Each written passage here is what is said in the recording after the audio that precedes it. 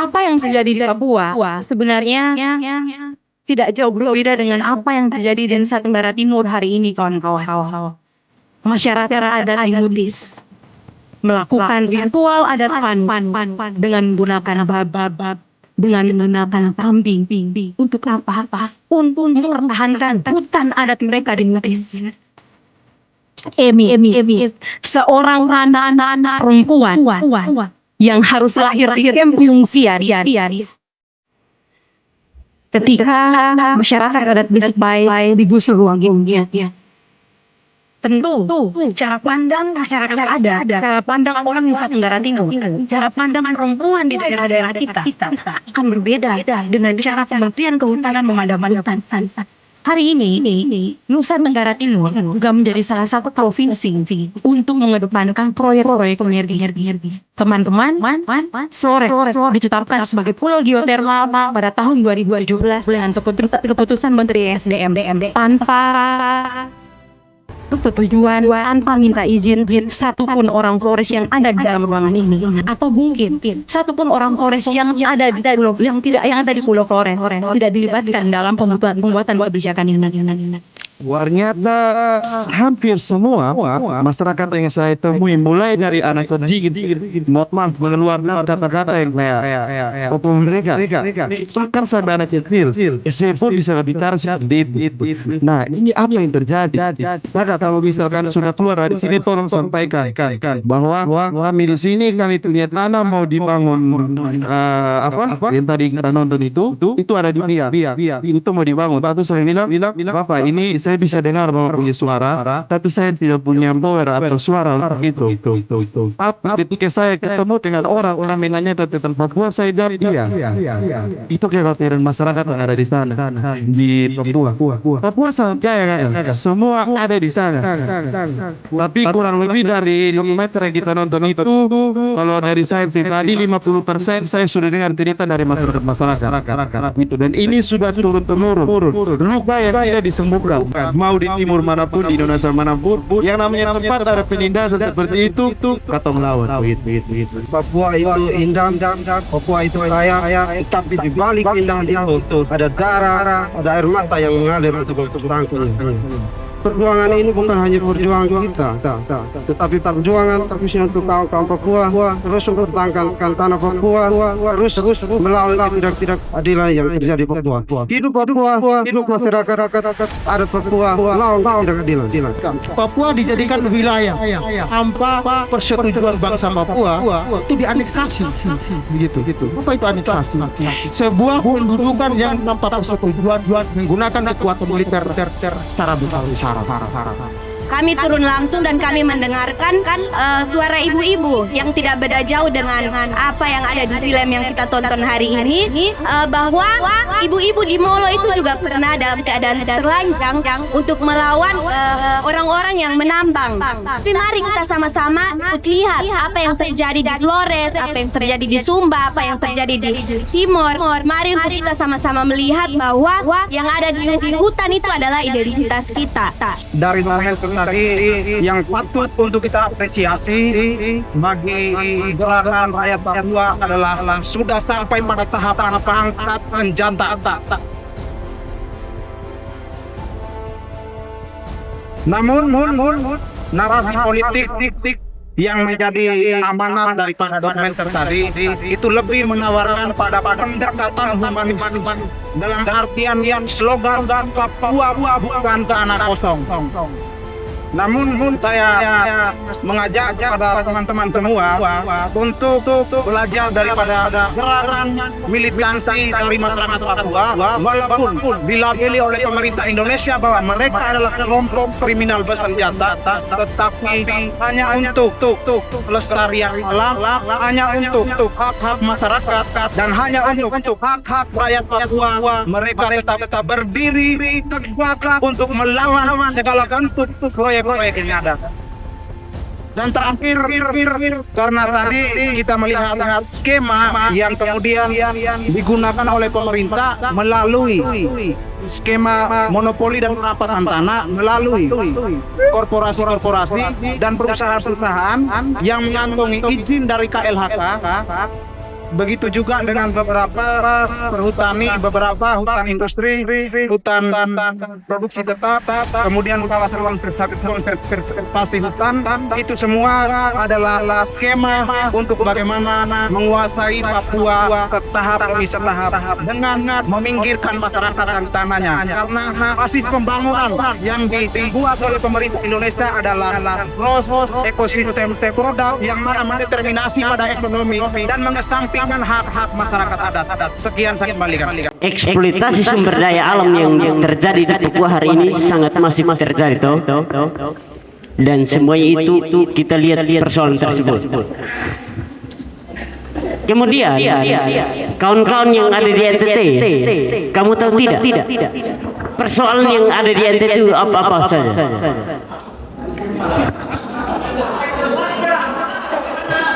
Persoalan yang ada di NT, persoalan penggusuran yang ada di ND, yang di Ndau, Irian Jaya, terus persoalan yang terjadi di TDS, soal pengalihan fungsi Laut Tunbes menjadi taman nasional, Tunbes menjadi hutan produksi tetap, terus peralihan status cagar alam mutis jadi taman nasional. Kamu pernah bahas soal itu tidak? Nah, terus persoalan yang hari ini, Bung, sebentar dulu. Persoalan yang hari ini kita berhadapkan dengan situasi yang ada di Papua. Situasi yang ada di Papua hari ini terjadi sebelum 1996. Dan sampai detik ini pun siapa yang membahas soal itu? Tidak pernah. Sampai di pesta babi hari ini baru semua bahas soal itu. Jadi itu yang perlu kita refleksi. Hari ini kamu berbicara soal Papua, tapi NTT sendiri kamu tidak bahas. Jadi itu yang perlu kita lihat bersama ya kawan-kawan. Persoalan NTT hari ini bukan hanya soal di TTS, ND, Flores Timur, Sumba, Rote hari ini. Kamu tidak bahas soal itu. Jadi saya harap kawan-kawan kalau berbicara tentang persoalan rakyat harus berbicara secara sistematis, berangkat dari persoalan yang dihadapi itu. Jadi itu yang paling penting untuk kita lihat ya kawan-kawan. Berbicara tentang Papua sudah terlalu lama. Papua sudah terlalu lama itu. Bung, tunggu dulu. Papua sudah terlalu lama. Tapi persoalan NTT hari ini kita belum selesaikan semua. Persoalan di NTT hari ini kita belum selesaikan semua ya. Supaya saya tahu kawan-kawan semua. Pesta babi ini malam kita bahas itu persoalan di Papua. Papua kita sudah rapi sejak puluhan tahun itu. Jadi itu ya kawan-kawan, supaya kita tersistematis dalam memperjuangkan persoalan rakyat. Jadi itu sah. Elemen hidup mahasiswa. Ini dia hanya memperlihatkan bagaimana perempuan dan laki-laki memperjuangkan tanah adat itu sendiri. Tetapi di balik itu, film ini ingin menyampaikan bagaimana kuasa yang anti-kritik dan juga ratusan elit itu sendiri, manipulasi politik rakyat yang dijadikan objek, dan juga bagaimana penindasan itu terjadi. Saya yakin bahwa teman-teman yang datang di sini semua, di kepala teman-teman semua itu ada masalah yang sedang terjadi di sekitaran kita, kawan-kawan semua. Maka rekan kita ataupun apa yang kita lakukan hari ini tidak harus selesai di sini, teman-teman semua. Karena banyak secara panjang sudah membuktikan bahwa perjuangan itu mesti diselesaikan di jalan-jalan, kawan-kawan semua. Seperti yang tadi kita nonton, tentunya anak muda ada di daerah Rantau, tapi ketika mereka pulang, kampung mereka dipenuhi oleh perkebunan besar dan kita menjadi orang pendatang di tanah kita sendiri. Maka dengan tegas malam hari ini saya tantang kawan-kawan adalah bagian dari masyarakat adat kapan turun membantu orang tua kalian di kampung halaman kalian masing-masing untuk mempertahankan sarana kalian. Terima kasih untuk semua yang sudah hadir dalam agenda nobar dan diskusi ini. Kami tidak membayangkan bahwa yang datang nobar sebanyak ini. Memang film yang kita nonton ini film yang kejadian yang terjadi di Papua. Tapi bagi saya ini juga menjadi satu pelajaran berarti untuk kita bisa melihat sekitar kita. Nah, saya sepakat juga dengan tadi ada kawan yang bicara bahwa mungkin secara tidak sengaja dan mungkin secara sadar kita datang sama-sama di sini. Ini juga menjadi satu ruang konsolidasi besar menurut saya untuk kita bisa berbuat lebih banyak di NTT. Kakak Grace dari paparannya tadi banyak sekali permasalahan yang ada di Nusa Tenggara Timur. Hari ini kenapa kita nonton pesta babi di Papua?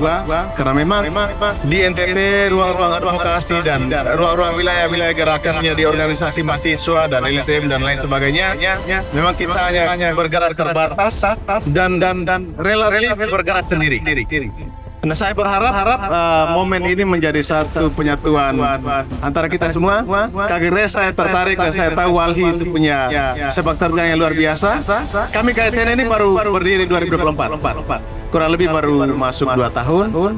Kami juga hanya kurang lebih 6 orang di dalam di yayasan ini.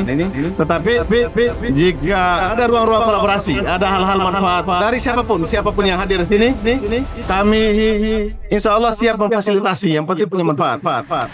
Terima kasih Bang Dandi Laksono dan teman-teman yang telah membuat film dokumenter ini terbaik. Akhirnya kami bisa tahu tentang Papua dan kita terus bergerak untuk kemanusiaan. Pesan dari Pesta Babi ini sayangi lingkungan. Dari kita belajar mulai dari hal-hal kecil, mencintai lingkungan. Lalu satu lagi untuk pemerintah, kalau bisa mengambil kebijakan ya yang pro rakyat lah. Ini adalah bentuk perlawanan terhadap masyarakat Papua yang kita saksikan lewat film dokumenter.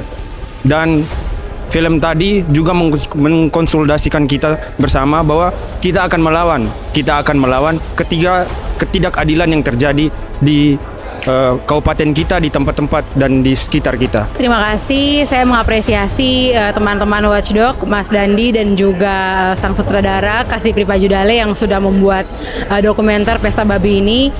Tentu ini menjadi pelajaran berharga bagi lingkungan hidup dan juga bagaimana mengadvokasi persoalan lingkungan, terutama bagaimana relevansinya dengan situasi Nusa Tenggara Timur hari ini. Ini menjadi pelajaran berharga buat kami untuk terus mengawal advokasi lingkungan hidup di Nusa Tenggara Timur.